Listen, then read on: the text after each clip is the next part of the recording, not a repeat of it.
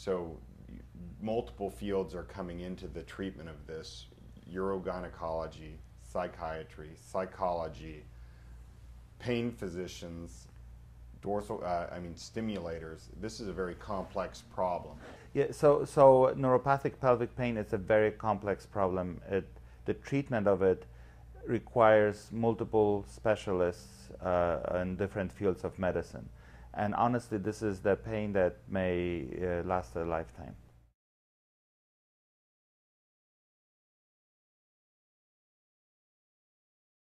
When I talk to patients before surgery saying, you know, you may be incontinent after this procedure, your prolapse may be back after this procedure, every single patient says, take away the pain and I don't care about my incontinence and prolapse.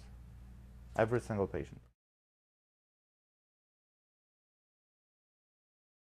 So there's kind of a maintenance program Yes. for these patients that they need ongoing therapy Yes. or evaluations. How often do you think they need to be seen? We have exercises and restrictions and other things that were written up by my physical therapist, by Loretta Robertson, and we basically send patients home with the printed instructions of the things they can and cannot do after surgery, and with exercises they're supposed to do. And also Loretta, my physical therapist, she keeps in touch with the patient's own physical therapist at home and kind of monitors their progress and tells the physical therapist what to do. Now, if patient is from some place where we don't know any, different country, and we do have, you know, more and more patients coming from outside the United States now, but we actually ask the patient, find a physical therapist, and we will communicate with, you know, with that physical therapist and kind of tell them what to do with you.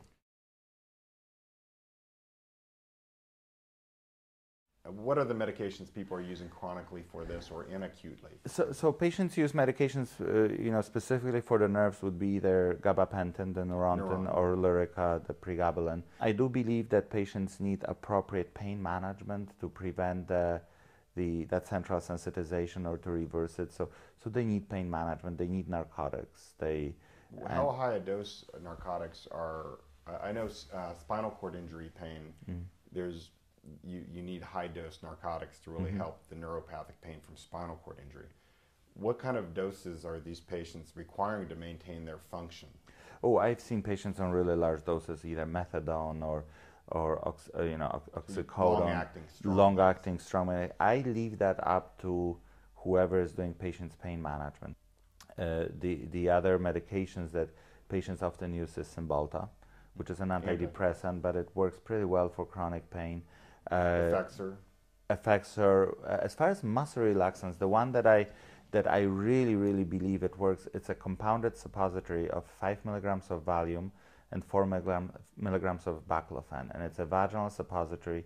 And as far as pelvic floor muscle spasm, I think it works better than anything else. The other suppository that seems to help is belladonna and opium, the BNO suppository.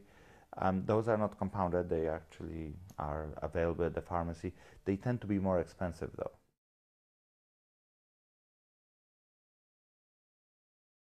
Tell us about your experience with what we call neuromodulation stimulators, dorsal column stimulators to the pudendal nerve. Are those effective in your experience?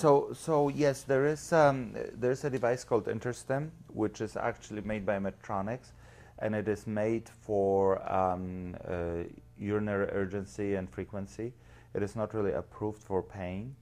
However, there is some physicians right now around the country that start placing the InterStim, not how it is intended to be placed into the S2, S3 foramina in the sacrum, but they're placing it into the Alcox canal next to the pudendal nerve, with fairly good results. And you know, this is actually the procedure we will start doing in our practice, just to add to all the other things that we're already doing. So that's a non-narcotic modality that can potentially help pain long-term in a patient who has persistent pain after decompression. Correct.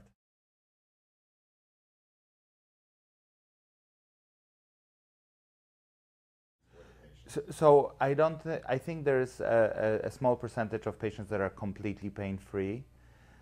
I believe that about 70–80% of patients with all the procedures we do are better as far as pain goes.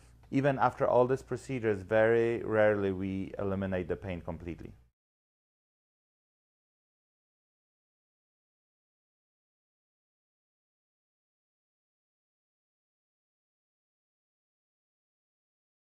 Tell us about your experience with the depression, how these problems are affecting the family unit.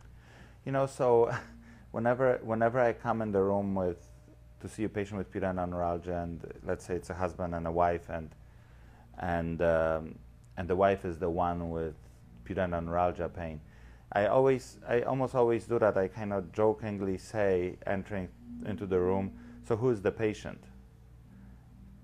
And almost every time, both of them say, "I am." What it tells me is that the husband is, or the other family counterpart, the spouse, is equally affected by this, even though that's not the person with pain, but that person is equally affected.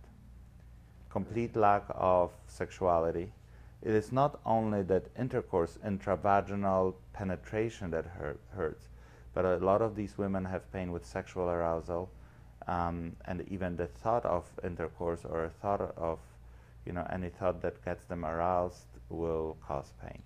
Patients are absolutely debilitated by pain caused by mesh, and a lot of them are even suicidal.